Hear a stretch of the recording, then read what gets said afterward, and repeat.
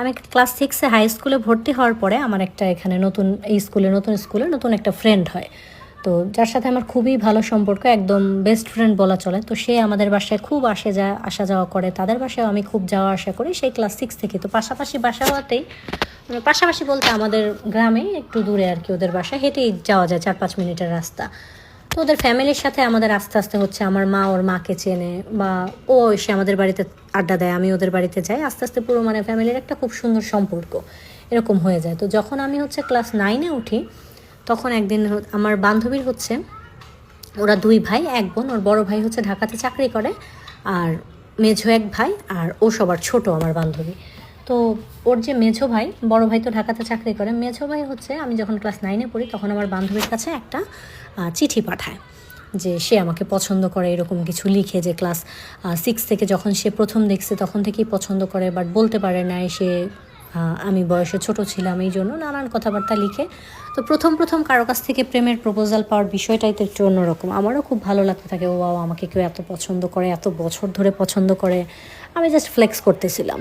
তো যাই হোক, তো আমার বান্ধবী আবার কানের সামনে সারাক্ষণ তো ও মানে ঘ্যানের করতো, ওর ভাই আমার প্রশংসা করে, এত আমাকে ভালোবাসে, হ্যান ত্যান, এত ভালো রাখবে, আমি ওর ভাইয়ের বউ, ভাবি হব, সারাক্ষণ মানে ওদের প্রশংসা, ভালো ভালো কথা ওর ভাইয়ের নামে আমাকে শোনাইতে থাকে, যেটা শুনতে শুনতে একটা সময় তাকে তো আমার ভালো লেগেই যায়। যাই হোক, তো এভাবে হচ্ছে বেশ কিছুদিন চলে, বাট আমি হচ্ছে তাকে বলি না যে আমি তাকে পছন্দ করি। তো মামুনের যেটা ব্যাপার ছিল, ওর ভাইয়ের নাম হচ্ছে মামুন। মামুন হচ্ছে এসএসসি পর্যন্ত পড়াশোনা করছে, সে এসএসসি পরীক্ষা দিছে, ফেল করছে, এরপরে সে আর পড়াশোনা করে নাই, বা মানে পড়ালেখা করে নাই, পরীক্ষা দেয় নাই, কিছুই করে নাই, সে এভাবে বাবার সাথে কৃষিকাজ করে। তো ওদের বাড়ি হচ্ছে একদম কৃষিকাজ করে, পুরা ধান চাষ করে, সব কিছু একদম হাঁস মুরগি গরু ছাগল দিয়ে ভরা বাড়ি, সারাক্ষণ মানে উঠানে কাজ থাকে, সরিষা ধান একটার পর একটা ফসল আসে, মানে খুবই ব্যস্ত ওদের বাড়ির লোকজন। আর আমাদেরও কৃষি বাড়ি, আমার মাও হচ্ছে প্রচুর কৃষিকাজ করে, আমার বাবা কৃষিকাজ করে, প্লাস আমাদের হচ্ছে বাড়িতে এরকম ধান চালের কাজ। বাট আমার মা আমাকে কখনো এই ধরনের কাজ করতে দেয় না। তো আমার মায়ের কখনোই পছন্দ না যে আমার মেয়ে এরকম একটা কৃষি বাড়িতে আমার মেয়ের বিয়ে হবে। তো যাই হোক, প্রথম দিকে আমি একটু ভাব নিয়ে থাকি, তাকে হচ্ছে তার প্রপোজালটা অ্যাকসেপ্ট করি না, তাকে ভালো মন্দ কিছুই বলি না। এভাবে চলতে চলতে তো দেখি এর মাঝে সে হচ্ছে আমাকে প্রায় 15-20টা চিঠি দিয়ে দিছে। তো আমি করতাম কি, চিঠিগুলো হচ্ছে পড়তাম, পড়ে যে পুকুর পাড়ে গিয়ে ছিঁড়ে কুচি কুচি করে পানির মধ্যে, পুকুরের পানিতে ফেলে দিতাম। তো ডুবে যাইতো, কেউ হচ্ছে আর দেখতে পেতো না, কোনো প্রুফ থাকবে না এরকম ভয়ে। তো এরকম চলতে চলতে ক্লাস 10-এ উঠলাম, তখন কেন জানি একদিন মনে হলো যে আচ্ছা ঠিক আছে, লোকটা এতদিন যাবত এত এফোর্ট দিতেছে, এত বছর যাবত নাকি পছন্দ করে, তাহলে আমারও তো উচিত তার সাথে একটু কথা বলা। তো একদিন বান্ধবীর কাছে একটা চিঠি লিখে পাঠাইলাম যে আমি ওর ভাইকে পছন্দ করি। তো এটাতে তো মিতু ভীষণ খুশি, সে আমাকে একদম ভাবি টাবি ডেকে অস্থির, স্কুলে অন্য ফ্রেন্ডের কাছে বলতেছে যে আমি ওর ভাইয়ের সাথে আমার সম্পর্ক, বিয়ে হবে, হ্যান হবে ত্যান হবে। তো এভাবে ভালোই আমাদের টুকটাক রিলেশন চলতেছে। অপরদিকে আমার বাড়িতে এরকম কথা আমি সবসময় শুনতাম যে আমার মা আমাকে চাকরিজীবী ছেলে ছাড়া বিয়ে দেবে না, কোনো কৃষিকাজ করে এমন পরিবারে আমাকে বিয়ে দেবে না, যাতে আমার এত কাজ না করতে হয়, এই জন্য সে আমাকে চাকরিজীবী ছেলের কাছে বিয়ে দিবে, যে ছেলে আমাকে নিয়ে ঢাকায় থাকে এরকম। তো মামুন ভাই যেহেতু হচ্ছে পড়াশোনা বেশি করে নাই, তো আমার এসএসসি পরীক্ষার কিছুদিন আগে আমি হচ্ছে তার সাথে লুকায় একদিন দেখা করতে গেছি। ওইখানে আমাদের গ্রামের এখানে মেলা হইতেছিল, ওইখানে গেছি আমি আর আমার বান্ধবী একসাথে। তো ও পাহারা দিতেছিল, আমি আর মামুন ভাই কথা বলতেছিলাম। তখন আমি মামুন ভাইকে বললাম যে এমন এমন, আমার মা তো কখনোই এরকম বাড়িতে বিয়ে দেবে না, মা সবসময় বলে যে আমাকে চাকরিজীবী ছেলের কাছে বিয়ে দেবে। তো আপনি এক কাজ করেন, আপনি একটা কাজ টাজ করেন, বা আপনার বড় ভাইকে বলেন আপনাকে একটা ভালো চাকরি দিতে, আপনি ঢাকা চলে যান। তো ও বলে যে মামুন বলে যে আমার তো অনেকবার বলছে বড় ভাই আমাকে ঢাকা যাওয়ার কথা, বাট আমার ভালো লাগে না, কিন্তু তুমি যদি চাও তাহলে হচ্ছে আমি করব, ঢাকা চলে যাব, সমস্যা নেই। আচ্ছা, তো এভাবে হচ্ছে আমিও খুশি হইলাম যে ঠিক আছে, সে যদি চাকরি করে তাহলে তো আর কোনো সমস্যা থাকবে না, কারণ কৃষিবাড়ি হলেও তারা ওই রকম আহামরি অভাবী বা গরিব না, তাদের অবস্থা খুব ভালোই মোটামুটি। তো সে হচ্ছে আমাকে এই কথা বলার 15-20 দিনের মাথায় হচ্ছে ঢাকা চলে গেল তার ভাইয়ের কাছে। তার ভাইয়ের কাছে যাওয়ার পরে তার ভাই তাকে একটা চাকরি জোগাড় করে দিল, এবং তার ভাই আবার এরকম ছিল, তার ভাই আলাদা একটা বাসা নিয়ে থাকতো, মানে তার ভাইয়ের বাসায় তাকে নেয় নাই, তার ভাইয়ের এক ফ্রেন্ডের বাসায় তাকে থাকার ব্যবস্থা করে দিছে। এবং হচ্ছে 2 ভাইয়ের মানে সমবয়সীতে 2 ভাই 1 বছরের ছোট বড়, তাদের দুজনের খুব ঝগড়াঝাটি লাগে, এই জন্য তারা দুজন 2 বাড়িতে থাকবে এরকম ডিসিশন নিছে। ওকে ঠিক করে দিছে, মামুনকে ঠিক করে দিছে ওনার ভাইয়ের একটা ফ্রেন্ডের সাথে থাকার জন্য, আর ওনার ভাই আলাদা থাকে। আসে, মাঝে মাঝে ওর ভাই আসে, দেখা করে যায়, ঘুরে ফিরে এরকম চলতেছে। তো এভাবে আমার এসএসসি পরীক্ষা শেষ হয়ে গেল। মামুনও ঢাকায় গেছে, প্রায় 6 মাস হয়ে যায়। সে চাকরি বাকরি করতেছে, খুব ভালো বেতন। সে প্রায়ই আসে ঢাকা থেকে, 1-1.5 মাস পর পর আসে। আমার জন্য আসার সময় অনেক কিছু কিনে নিয়ে আসে, নতুন নতুন গিফট, জুয়েলারি, এটা ওইটা। আসার পরে দেখা করে, 2 দিনের ছুটিতে আসে, আসে আমরা দেখা করি, কথা বলি, খুব সুন্দর প্রেম চলতেছে। তো গ্রামের বাড়ি যেহেতু আমার জন্য প্রায় মানে বিয়ের প্রস্তাব আসতেছে। আমার এসএসসি পাশ করে ফেলছে, এখন তো অনেক বড় হয়ে গেছে গ্রামের মানুষজনের চোখে।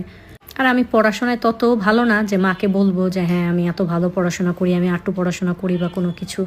তো আমি কি বলে বোঝাবো যে বিয়ে যে ঠিক হচ্ছে। তো বিয়েটা এরকম হচ্ছে, গ্রামের মানুষের জন্য বিয়ের ঘর আসতেছিল, তারা সবাই গ্রামেই থাকে বা চাকরি বাকরি করে গ্রামে, এরকম। তখন হচ্ছে যার কারণে আমার মা রাজি হচ্ছিল না। তো যাই হোক, লেখা না থাকলে ভাগ্যে তো আর হবে না, এরকম চলতে চলতে তো আমি মাকে বললাম যে মা আমি হচ্ছে কলেজে ভর্তি হই, বিয়ে শাদি পরে করি। তো এরকম এর মাঝে হচ্ছে আমার একটা চাচাতো বোন, ওর খুব অল্প বয়সে বিয়ে হয়েছে, সে ক্লাস 9-এ পড়ে তখন বিয়ে হয়েছে। ওর একটা বেবি হওয়ার সময় 1 বছর পরে ও মারা যায়। এটাতে আমার মা খুব একটা ইফেক্ট করে যে এত ছোট বয়সে বিয়ে দিছে, বাচ্চা কাচ্চা হওয়ার সময় মারা গেছে। সবাই বলে যে মেয়েটা একটু বড় হইলে হয়তো এরকম হইতো না। তো মা খুব ভয় পেয়ে যায়। আমি হচ্ছে এই সুযোগটা কাজে লাগায় মাকে বলি যে আমি এত তাড়াতাড়ি বিয়ে করতে চাই না মা, তুমি আমাকে কলেজে ভর্তি করায় দাও। তো বাবা একদম চাইতেছিল না যে আমি কলেজে পড়াশোনা করি, যে স্কুলে এসএসসি পাস করছো শেষ, মেয়ে মানুষের চেয়ে বেশি পড়ার দরকার নেই। বাট মা বলে জোরাজুরি করে, তখন হচ্ছে আমাকে ইন্টারে ভর্তি করানো হয়। তো আমি আরেকটু সুযোগ পাইলাম যে মামুন কাজ টাজ করে আরেকটু গুছাইবো, মাত্র 6 মাস হয়েছে ঢাকা গেছে, আমাকে তো ঢাকা নিতে হবে। ও আমাকে এরকম বোঝাইতো যে আমি বাসা নিব, ফার্নিচার করব, তারপরে না তোমাকে বিয়ে করে নিয়ে রাখবো এখানে। তো এরকম হইতে হইতে 1 বছর প্রায় চলে, মামুন ঢাকা থাকে এই সময়ের।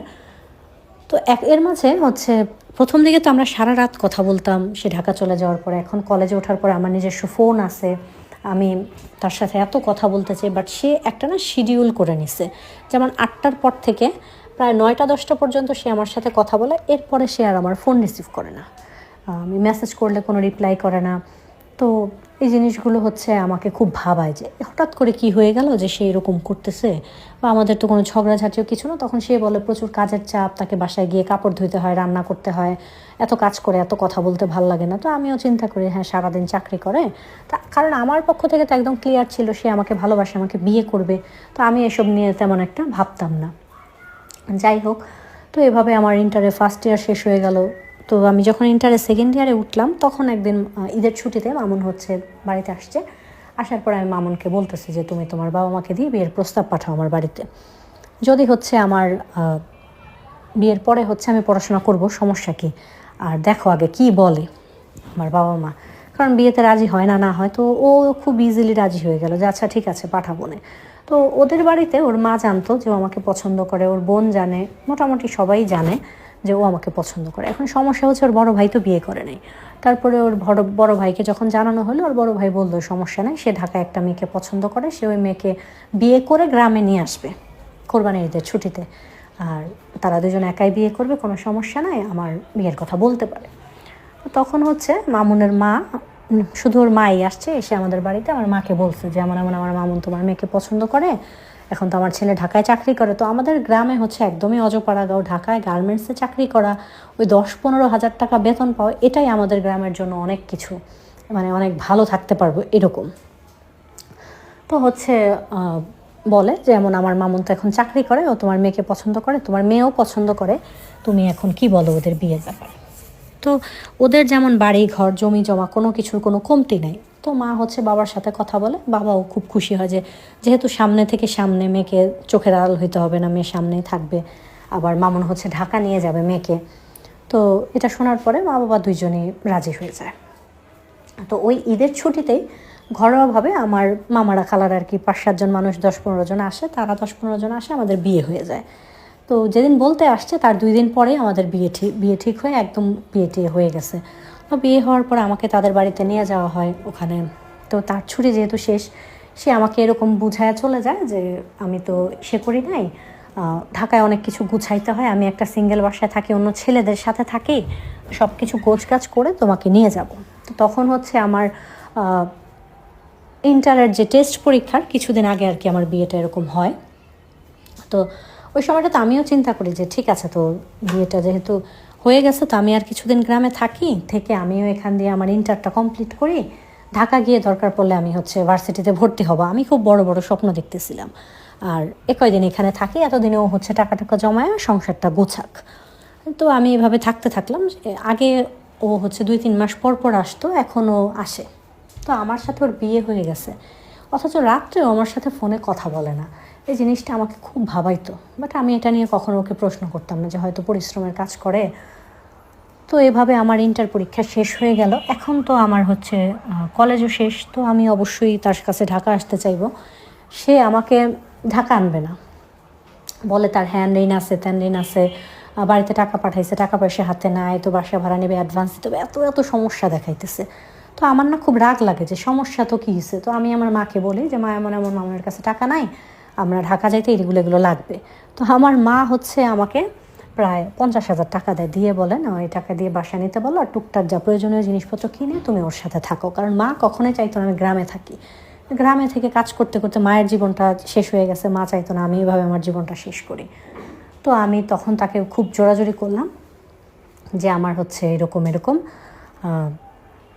টাকা দিছে মা, এখন হচ্ছে চলো আমাকে তুমি ঢাকা নিয়ে চলো।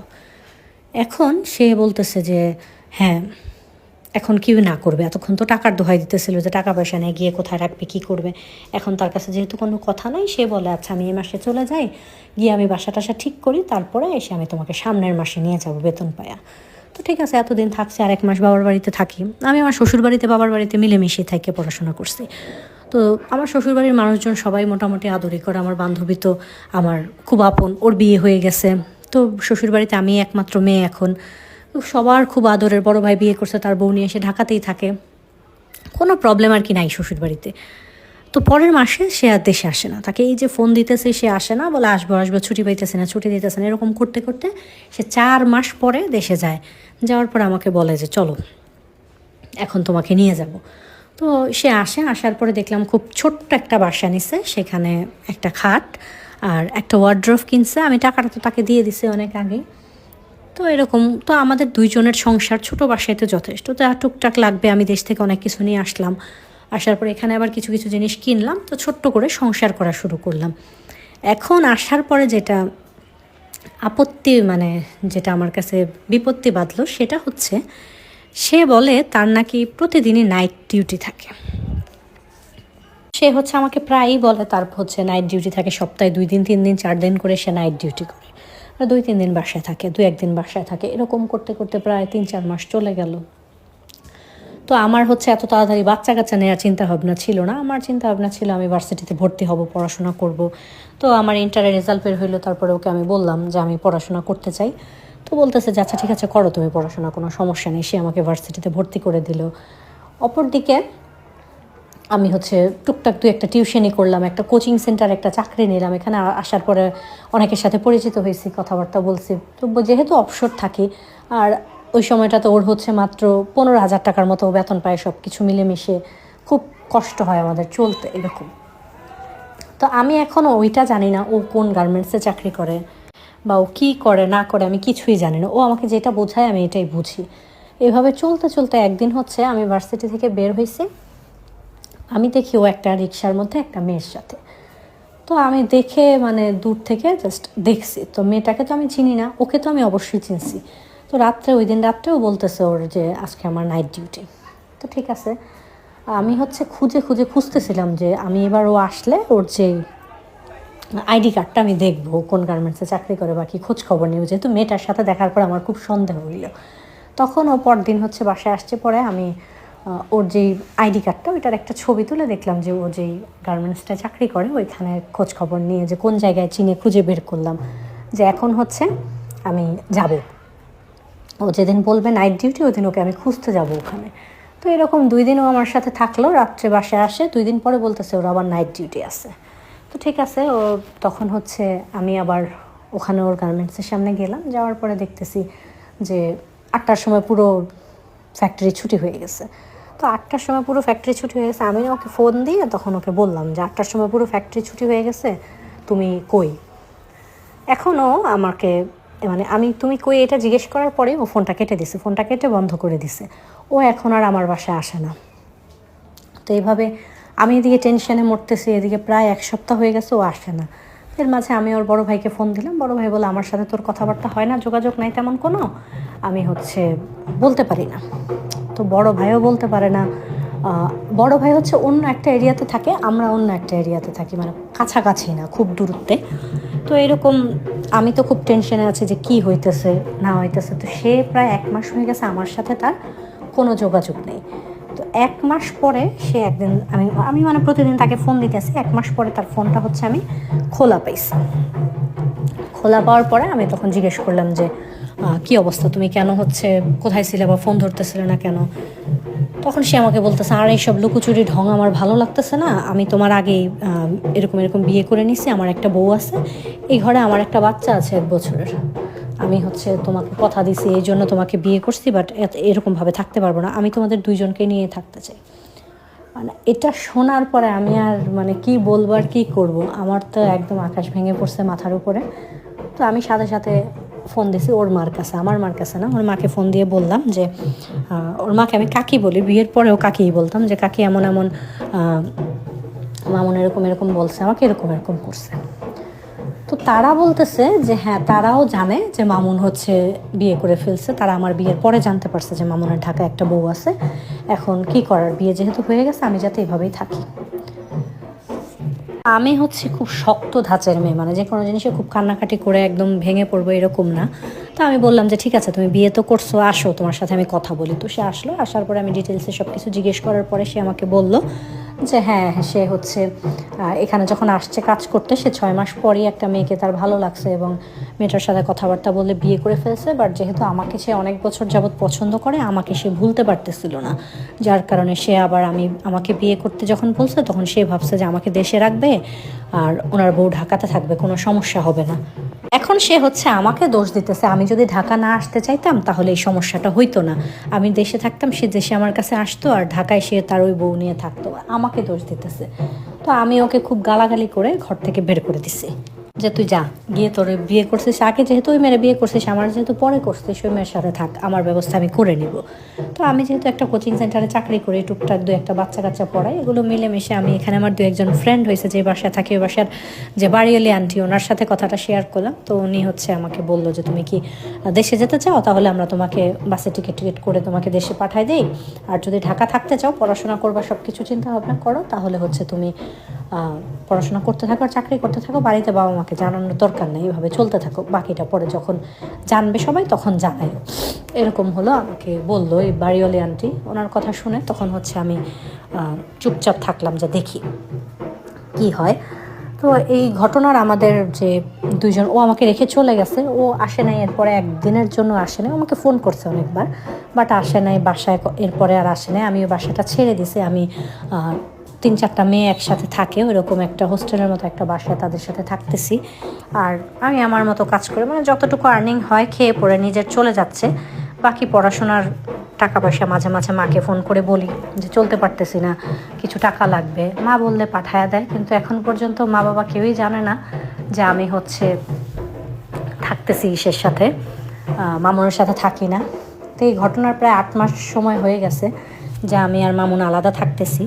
এখন পর্যন্ত বাবা মাকে কিছুই বলিনি। খুব শীঘ্রই চিন্তা ভাবনা করছি যে বাড়িতে যাব, গিয়ে বাবা মাকে সব কিছু জানায় ওকে ডিভোর্স দিয়ে দিব। বাট কোথাও একটা ভালোবাসার একটা টান তো মনের মধ্যে থেকেই যায়। ওর ওই ওয়াইফ নাকি আমার সম্বন্ধে জানে, আমি ওদের সাথে আর দেখাই করিনি, ওর প্রতি আমার একটা ঘৃণা জন্মে গেছে। ওর মা বাবা জানে ব্যাপারটা, বাট আমি ওর বাবা মাকে বলছি যে আপনারা আমার বাবা মার সাথে কথা বললেন, আমি আসবো দেশে, আসার পরে আমি কথা বলবো। তো মামুনও এই ঘটনার পর আর ঈদেও দেশে যায় নাই, যার কারণে তার বাবা মার আর ওরকমভাবে সন্দেহ করে নাই। সে বলছে কাজ আছে, এই জন্য আসতে পারে না, আমাকে বলছে, আমিও বলছি যে এবার ঈদে আমরা আসবো না। তো যাই হোক, সব কিছু মিলেমিশে এখন পর্যন্ত চলতেছে। এখন ডিসিশন নিচ্ছি, চলে যাব, বাবা মার কাছে গিয়ে বলবো, তারপরে আবার ঢাকা চলে আসবো, এসে পড়াশোনাটা কন্টিনিউ করব, নিজের জীবনটা নিজের মতো করে গোছাবো। আসলে পুরুষ মানুষ যে কখন কি করে সেটা বোঝা একদম বড়ই দায়। তো এটাই ছিল আসলে গল্পটা। আপুটার জন্য আমার খুবই খারাপ লাগছে, আসলে ওনার এখানে কোনো দোষই ছিল না। ওই ছেলে তো জানাই দিতে পারতো যে হ্যাঁ ঠিক আছে, তো আমি বিয়ে করে ফেলছে, আমি এখন আর তোমাকে বিয়ে করবো না বা তোমাকে আমার ভালো লাগে না। সে হয়তো কিছুটা সময় কান্নাকাটি করে ভুলে যেত, বাট এখন মেয়েটাকে বিয়ে করে ঢাকার শহরে এনে একটা অচেনা শহরে একা ছেড়ে দিছে, সে তার মতো তার সংসার করতেছে। জানি না, এক একজনের চিন্তাধারা এক এক রকম। তো যাই হোক, কেমন লাগলো গল্পটা সেটা জানাবেন। আর যারা আদিবা অতনুকে পছন্দ করে এবং আদিবা অতনুর গল্প শুনতে চান, তাদের জন্য ইউটিউবে আজকে আদিবা অতনুর 8 নম্বর নতুন একটা পর্ব যাচ্ছে। চাইলে তোমরা আমার ইউটিউব চ্যানেলটা সাবস্ক্রাইব করে গিয়ে সেখানে গল্পটা শুনে আসতে পারো। কমেন্ট বক্সে ইউটিউবের লিঙ্কটা দেওয়া থাকবে। তো সবাই ভালো থাকবে, সুস্থ থাকবে। আল্লাহ হাফেজ, শুভরাত্রি।